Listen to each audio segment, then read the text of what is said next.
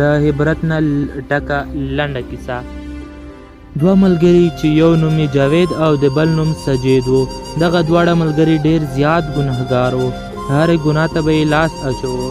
یوه ورځ جاوید خپل ملګري سجید ته وویل زما د مسجد امام له ښځې سره اړیکه جوړه کړې او نن ورځ یې له ما څخه ضروري غوښتنه کړې چې مازدیګر باید کور ته ورشم، خو زه ویرېږم هسې نه چې د مسجد امام یې راباندې راشي.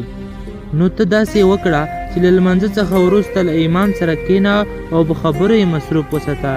سجید همداسې وکړل. له لمانځه وروسته له امام سره کښېناست او تر ډېره وخته یې په خبرو بوخت وساته. کله چې امام غوښتل پڅېږي، سجید خپل ملګري جاوید ته زنګ ووهه او امام له ورتګ څخه یې خبر کړ. جاوید هم په ډېره بیړه د سجید څنګ ته ورسېده او څه یې چې کړي وو ټوله کیسه یې سجید ته وکړله. دا کیسه تر ډېره وخته همداسې روانه وه. سجید به د مسجد امام په خبرو مشغول ساته او جاوید به له وخت څخه په استفادې ناروا اړیکې پاللې. په همدې کې د مسجد امام او سجید زیات کېناستلو له کبله دواړو ترمنځ دوستي او ملګرتیا جوړه شوه، تر دې پورې چې د سجید زړه په امام وسوځېده او خپل ضمیر ته یې په سخت خجالت و. یوه ورځ یې له ځان سره کلک تصمیم ونیو چې نن ورځ به امام ته ټوله کیسه کوي تر څو د خپلې مېرمنې له خیانت څخه خبر شي. کله چې امام څنګ ته ولاړ، ورته ویل زه ډېر تاسف کوم چې زما ناسته له تا سره د الله لپاره نه وه. زه له تا سره ځکه کېناستم چې خپل ملګري یعنې جاوید ته د ناروا اړیکو زمینه برابره کړم. هغه ځکه ستا له مېرمن سره ناروا اړیکې لري. د مسجد امام په ډېرې حیرانتیا سره وویل ما خو تر اوسه واده نه دی کړی، نو ښځه مې له کومه کړه؟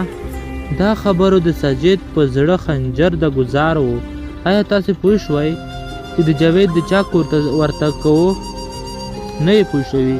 جاوید به هر مازدیګر د سجید کور ته یعنې دغه خپل ملګري کور ته به ورته. له دې کیسې څخه مو دوه درسونه زده کولی شو.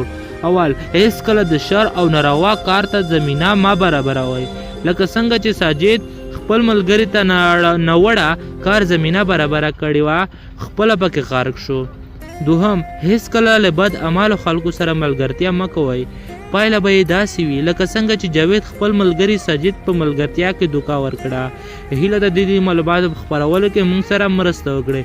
هر مسلمان یې چې لولي او پند ترې اخلي تاسو به یې ثواب رسیږي، نو د ثواب په نیت یې له نورو ملګرو سره ضرور شیر کړئ. نو په پای کې تاسو ته یو ځل بیا وایو چې زموږ چینل مو نوی سبسکرایب کړئ، پلیز دا سبسکرایب کړئ